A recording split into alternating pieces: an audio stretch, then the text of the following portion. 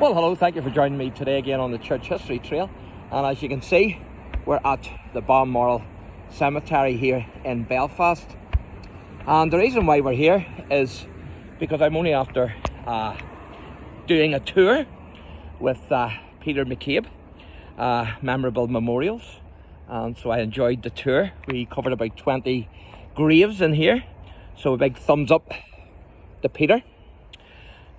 But who I want to talk to you about is, first of all, the Reverend Henry Cook. Now, Balmoral Cemetery itself was opened in 1855 after the Reverend Henry Cook and the Reverend Joseph Mackenzie of Malone. And you can see the spire there just vaguely through the trees.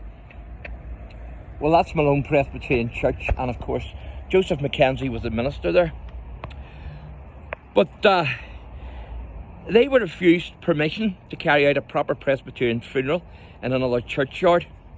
And so the two ministers decided to open up their own burial ground on land belonging to the Reverend Mackenzie beside Stockman's Lane in Belfast, which is this plot of ground here.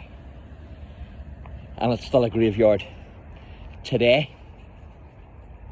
Now, the Reverend Henry Cook, who I want to talk to you about, he was born in 1788 and he died in 1868.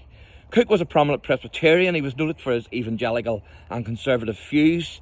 He was a champion of Trinitarianism against Arianism and also of Unionism against the repeal movement of Daniel O'Connor.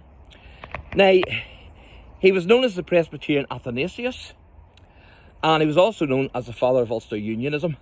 But to his opponents, he was known as the Presbyterian Pope. And this is his grave here, which is pretty impressive. And I've covered his theological views in another video that you'll be able to get on the Henry Cook playlist that I have, if you go into my playlists.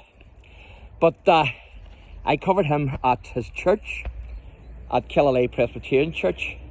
And then I also covered his political views at Donegal Presbyterian Church, where he also ministered.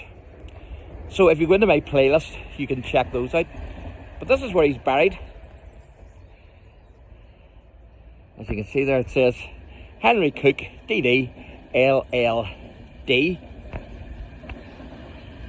And there's a couple other ministers that are mentioned here as well at the Cook burial ground. And this one here was his son-in-law, and he was a unique man himself in his own right. That's, I think it's Leslie Porter, and he was born 4th of October 1823, and he died the 18th of March 1889. So he was Cook's son-in-law. And then there's another minister mentioned. Now, I'm not sure who he is or what connection he has with Henry Cook. And that's, of course, says there is concerning Henry Cook that he was born the 11th of May 1788 and he died the 13th of December 1868. So it's great to finally be able to get in here and to record not only Henry Cook's grave but also the Reverend Hugh Hanna, or Roaring Hugh Hanna.